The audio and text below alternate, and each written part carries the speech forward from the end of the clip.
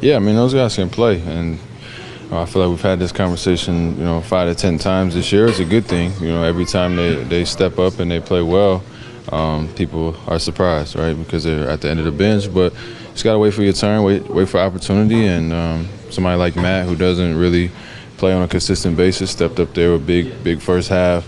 Some key buckets. Obviously, Terrence started tonight, but same thing with him. So those guys have been good for us all year. Rondé, Chris. And to do it on consistent nights yesterday and today is special, and that's what we need out of those guys. With Brooklyn using the zone there, what makes a guy like Matt so dangerous? He can shoot the ball, to be simple, and you can't leave him. And he's actually a good cutter. He's a good scorer, man. I think obviously people love him for the three, but he's a really good scorer. He's got a knack for getting his shot off, and he spaces, he cuts, and he was able to kind of. He's a one-man zone beater sometimes. You kind of had a guy like that in the bench around here. What can a spacer like that do for a point guard to try to kind of open up space and It's the best. I think we had CJ at a time, and like I can't speak for other teams, but it feels like a lot of the way they play our guys are not on the scout report. So like. There's so much space and freedom in those guys just fly around and run around. I think they know Matt can shoot, but he finds a way to get his shot off. Rondé was a good playmaker. Terrence, and you got Chris on the boards. I thought O'Shea had big minutes, and Pat setting everybody up. So it's just ultimate freedom out there, and kind of makes your decision making a little bit easier. Thank you. Thanks, Rob. Obviously,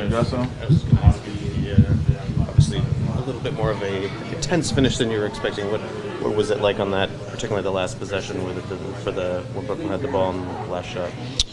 Yeah, I mean, obviously it's not the textbook way to close out a game, but when you have a long winning streak like that, there'll be different type of ways to finish it. And obviously we had a good idea. They were probably going to give the ball to Karras in some sort of fashion and try to switch everything.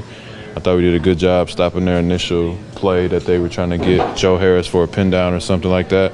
And then OG was just great one-on-one defense. And we did give up an offensive rebound. He had a good look at the end, but it bounced out. So sometimes it's good to be lucky, too. You guys have, not just within this streak, but throughout the season, you've had to weather various injuries. Tonight with Kyle out, what was sort of key in overcoming his absence? At this point, I think we're experienced enough in that realm, unfortunately. We've had a ton of guys out this year, so we don't really think about it. It's more opportunity. I think a guy like Terrence to get some starter minutes, obviously myself to be primary ball handler most of the game. So it's more opportunity, and guys got to step up and try to make the most out of the situation and find a way to get a win and move on to the next one.